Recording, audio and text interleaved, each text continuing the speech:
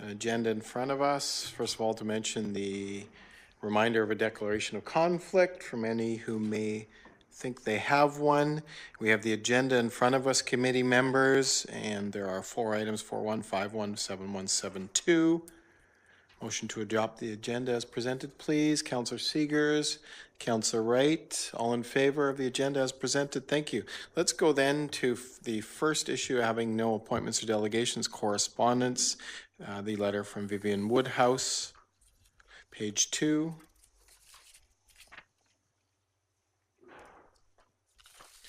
So this obviously was a letter that was requested from this committee.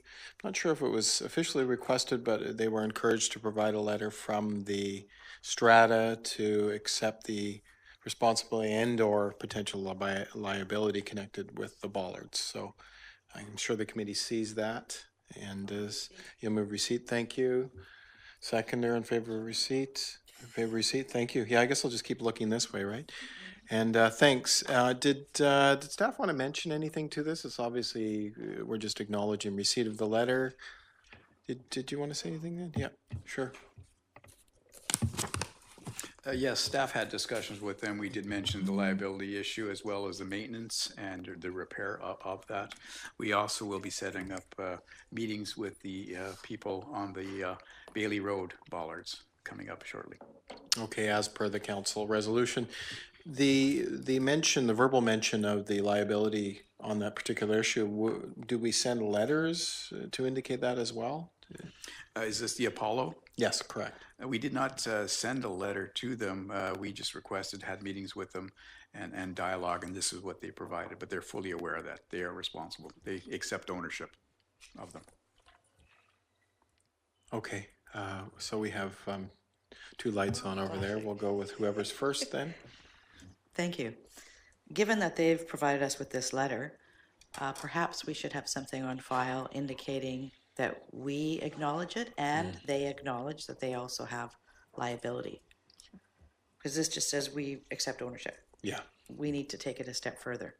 Indeed, we can send them a letter back accepting their letter and just confirming the conditions. Confirming the conditions of that. Yes, thanks. Thanks. Councillor Wright? Thank you, Mr. Chair. And if you go to page 6 in the minutes, okay, the recommendation that was carried says that the bollards on Apollo Road remain if the strata accepts ownership of them. We didn't say what they had to do, so that was a good follow-up, and now we need to do the further follow-up. Thank you. Okay, thanks. So that will be done and that letter will go out to them. Thanks, Mr. Whitney, for doing that.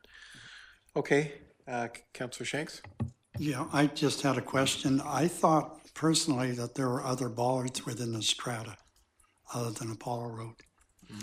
I don't believe there are. Okay. Just Apollo Road as you come in, and the other one's on Bailey. That's the only ones.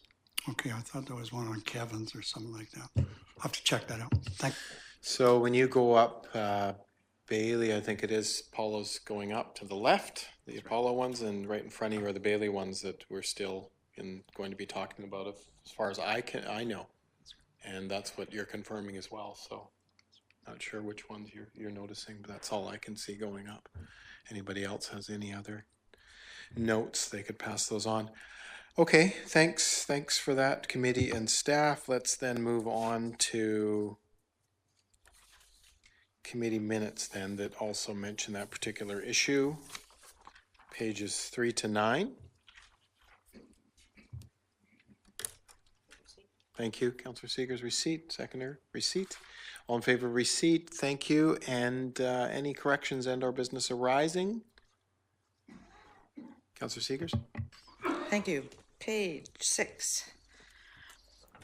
It indicates in here, and this is as of February 28th, submissions for stage 2 of the liquid waste management plan have been received and are under review. I'm wondering if we have further information. Yes, we did receive 2 tenders or RFPs regarding the stage 2. They were both over budget, so we're negotiating with one proponent to make sure that we have all our deliverables in place before awarding that, and we're still in those discussions.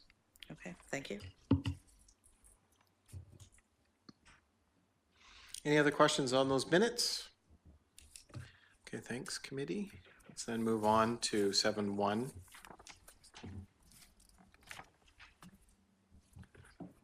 Engineering and Operations Services Overview and Activity Report. If we want to receive them for information and then ask questions. Pardon? Oh, okay, good for you two working together over there, changing it up a little bit. Okay, first and second, thanks. All in favor of receipt? Thank you. Okay, there any comments or questions on the information being presented?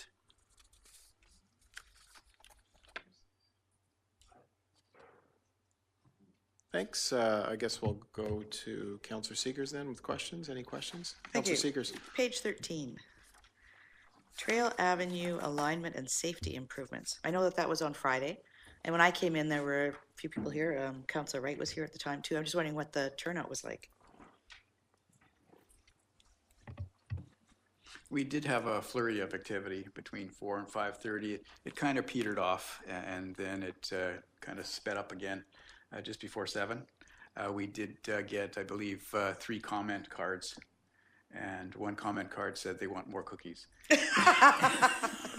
But yeah, there was some good responses, some good concerns, and those were brought forward, and we'll be reviewing those.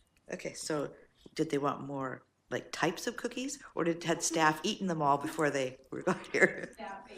Chocolate chip. Chocolate chip. Okay. You sure? Was that comment card mine or? No, I don't know. Yeah. It might have been my chocolate chip. Might have been mine. That's right. Okay, so only 3. That's correct. Okay. Yes.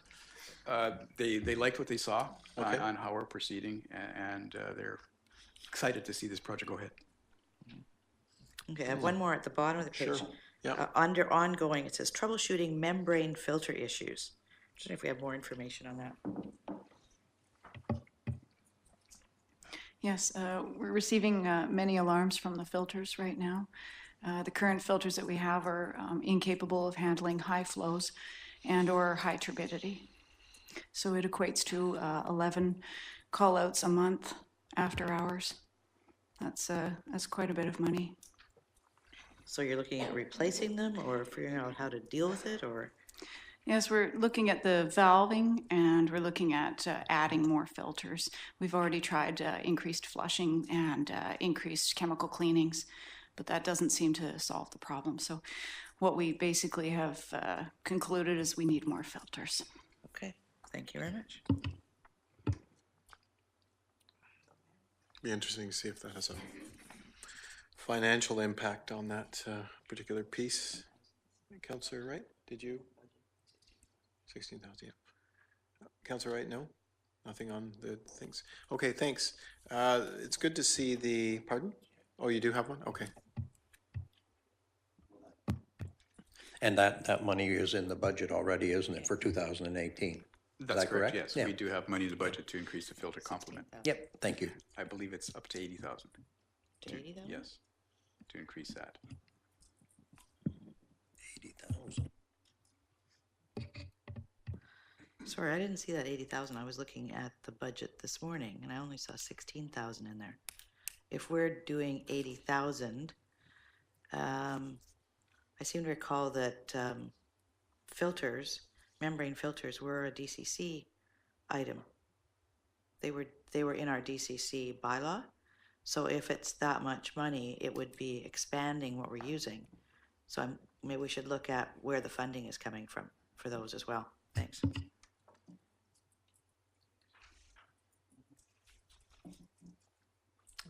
Okay, that's interesting in terms of what you're asking as to where it's coming from, because I would love, after a number of years, to see what was originally the budgeted amount for operations and what we're spending now. I would love to know that, and I don't know whether we'll end up doing that, but I'm sure that that's appropriate in terms of budgeting going forward on large facilities like this, especially in the district. So I don't know if anyone knows what we projected the costs of the facility would be and what we're actually spending. I don't know. Darren? No, I don't have that information. Okay. Maybe that will be done eventually, an audit in some sense of what's being done, of what the actual costs are. Be interesting. Okay, and the other thing I was going to mention was it's good to see the service request for period presented here. I think that's a new thing that we're getting now. Am I correct in thinking that? And also the pie graph, is that new? No. Okay, because we started talking about service requests. It was mentioned, I think, last at budget, the amount of service requests, I think, by either yourself or Mr. Devison in terms of the amount we're getting. So this is good to see it broken down.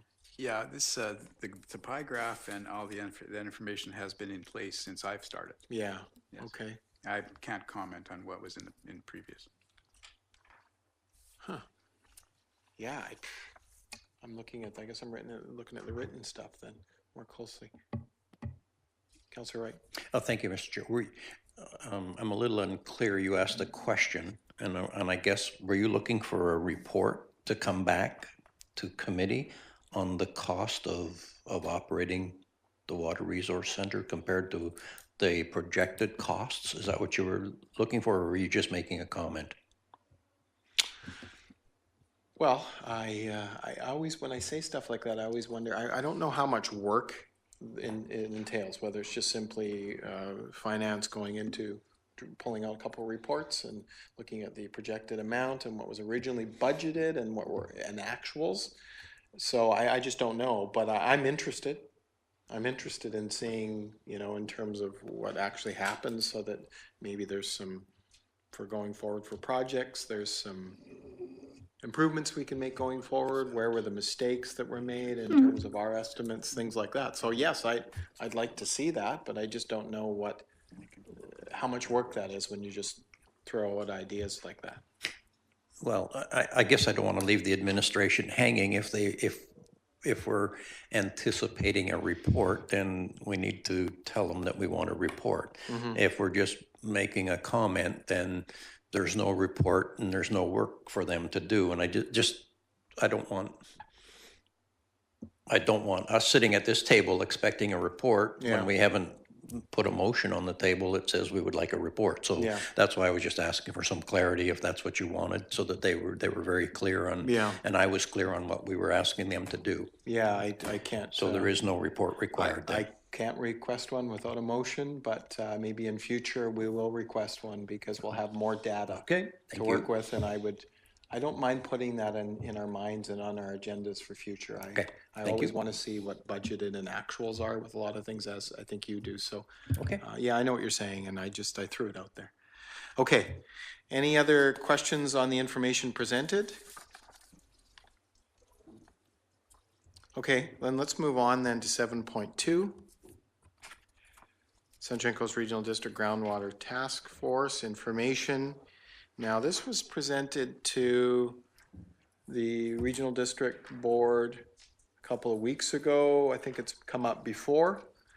And I think two of us at this table were at that meeting to receive that information. So we asked our questions then, but perhaps staff wants to speak to it as well now.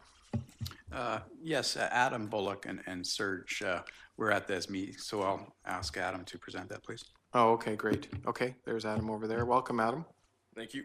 Yeah, in fall of 2017, the District of Sechelt Engineering Department were invited to join the Sunshine Coast Regional District Groundwater Task Force, which was formed to receive stakeholder input while the SCRD conducts their groundwater investigation across the region. The meetings were held to discuss any concerns that the stakeholders may have with the stage 2 of the investigation, which would be test wells at 4 locations across the area. There were some concerns moving forward with the project if there were to be an actual production well in any of these locations, but it was determined that at the end we would regroup and form the task force after this next phase if it was to go forward. Okay, thanks Adam for doing that. So yourself and Serge were there for those meetings. Okay, and I think you were there also for the presentation of the data as well as the information. I remember the two of you being there. Any questions from committee? I have a number, but let's go to Councillor Seegers first. Thank you. So they've done the test drilling. That's complete. No, the first phase was a desktop study. Desktop, so they haven't done the test drilling. So okay. no actual groundwater testing has been done yet. But money's been set aside now in the SCRD budget? Yes, To so this do so. task force was a part of the budget approval process where they wanted to receive the stakeholder input before they move forward with the next phase. Okay. When I read the reports that came, attached to this, I noticed that a lot of the information seemed to have been generated by the town of Gibson's, and I understand their concerns. I'm wondering if anything was brought up with regards to Seashelt, because if we look at that well, it's up Dusty Road area. Yes, up by where the new building would be, right? We do have residents with wells in the area over there. So do we know, and is this something that they would be looking at if they do the test drilling? Do we know what the recharge rate of that well would be if it's used, and the impact on the other wells in the area? That is part of the testing that they'd be doing for Okay. this next phase. Okay, thank you very much. That's over there, right? You were talking about, right? Recharge? No.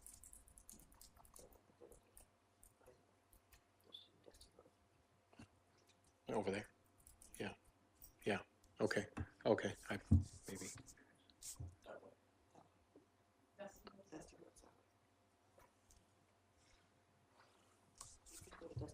I'm gonna have to stand outside when I do that. I thought it was that way. Okay. But some people drive that way every day, so they should know. Okay, well then I'm going to move on from that and go outside later and look around. I usually have a good Seashelt direction going on.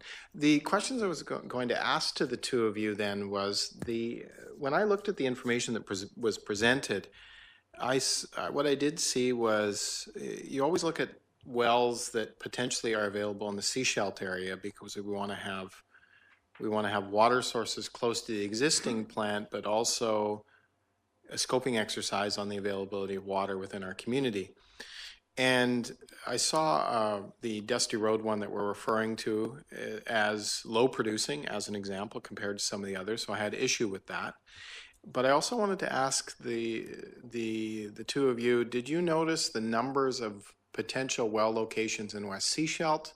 And do we know much about their potential water availability source and how much is there? Now, a number of them are probably being used by agriculture and or farms, I'm assuming in West Seashelt based on what's up there.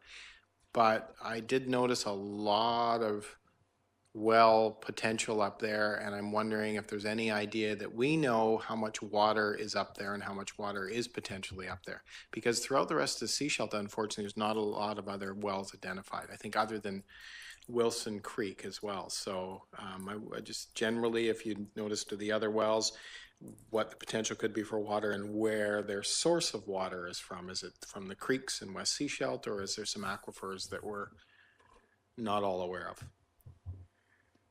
I can't speak directly to the state of the wells in West Seashelt, but I can tell you that for their desktop study, part of the phase one, they were looking at the publicly available wells across the region to determine which would be viable or potential sources of groundwater.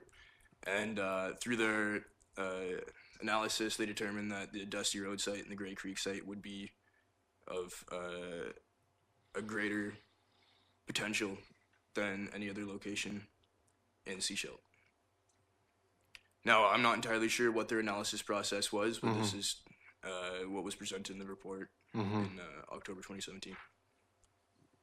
Okay. So we don't know much about West Seashelt. Well, okay. Thanks for that. I'm glad that it came to our table because I'm a little concerned about the amount of water that's available within our boundaries other than surface water. Councillor Seekers. Thank you. If you look on page 19 in our report at the top, indicates that they identified 12 sites, right, for potential groundwater production, and then they used a decision matrix. And then they looked at water quality, sustainable yield, and potential impact on adjacent water users. And also, one of the other pieces was, how does it tie into, what is the cost of infrastructure to actually access it? So there may be wells in West Seashelt, but given the decision matrix they used, we're not one of the top 4. So that's how they came up to these 4. Yeah, I'm aware of the information that they presented. I just was asking staff about the West Seashelt wells if they know anything about them, because we, as a community, need to look at other forms of other water sources for other uses probably going forward. So it's something to turn our attention to. A lot of this is about potable water, drinkable potable water, but we probably need to identify other sources for other uses going forward, even including the Water Resource Center. Okay, any other questions on this information presented to us, committee? Councillor Shanks? No, I was just going to suggest I would think with the ongoing issues we have up at the shores in the West Porpoise Bay area, there should be some locations up there that should be considered, even by the duck pond or the extra work shard that we have just by the golf course and Kinnickinnick Park. Maybe those areas were considered. I don't know. Yeah, see, that's an important point, because if you speak to some previous residents of the shores, and there's one previous resident that's moved to downtown Sechelt, he said that in the shores they actually had to build upper and not further down where the issues have happened. They had to build particular, I forget what they were, ditching in the area on this side of the shores because of the amount of water that's coming down from the park. So that's another question. How did they not identify that? But Councillor Seekers. I think they looked at all of those areas. I mean, one of the considerations is how do we get it into the water system?